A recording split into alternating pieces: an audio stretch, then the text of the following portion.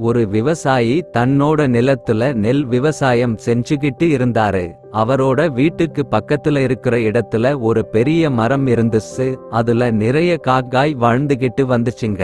எப்பவும் தன்னோட வீட்டை சுத்தி சத்தம் போட்டுக்கிட்டே இருந்த காக்கா எல்லாத்தையும் அந்த விவசாயிக்கு பிடிக்கவே பிடிக்காது. இருந்தாலும் தன்னோட வீட்டுல இருந்த பழைய சாப்பாடு தானியங்கள்னு காக்கைகளுக்கு சாப்பிட கொடுப்பாரு. ஒரு நாள் அவரோட விவசாய நிலத்துக்கு நிறைய வெட்டுக்கிளிகள் வந்துச்சுங்க. அதுங்க நிறைய தானியங்கள் மட்டுமில்லாம பயிர்களையே தின்னு தீர்க்க ஆரம்பிச்சுச்சுங்க.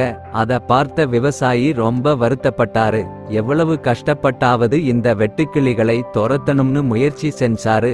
ஆனா நிறைய வெட்டுக்கிளிகள் இருந்ததால அவரால எல்லாத்தையும் விரட்ட முடியல. ரொம்ப வருத்தப்பட்ட விவசாயி ஒண்ணுமே செய்ய முடியாம வருத்தத்துல அங்கேயே உட்கார்ந்து தன்னோட நெல் பயிர்களை வெட்டுக்கிளிகள் தின்னு நாசமாக்குறத பார்த்துக்கிட்டு இருந்தாரு.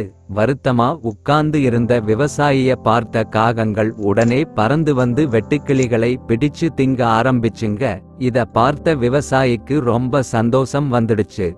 கொஞ்சமா எல்லா வெட்டுக்கிளிகளையும் பிடிச்சு தின்ன காகங்களை எல்லாம் பார்த்த விவசாயி, அடடா, இத்தனை நாள் நமக்கு தொந்தரவுன்னு நினைச்சுக்கிட்டு இருந்த காக்கா எல்லாம் தான் கொடுத்த சின்ன உணவுக்காக இப்ப நமக்கு உதவி செஞ்சு நம்மள காப்பாத்திடுச்சேன்னு ரொம்ப சந்தோஷப்பட்டாரு. அன்னையில இருந்து காக்காவோட சேர்ந்து தன்னோட வாழ்க்கைய வாழ ஆரம்பிச்சாரு. அவரு செய்யாமல் செய்த உதவிக்கு வையகமும் வானகமும் ஆற்றல் அரிது என்ற திருக்குறளைப் போல நாம் தெரியாமல் செய்யும் உதவி நமக்கு திருப்பி வந்து சேரும். இதுவே இதன் கருத்து.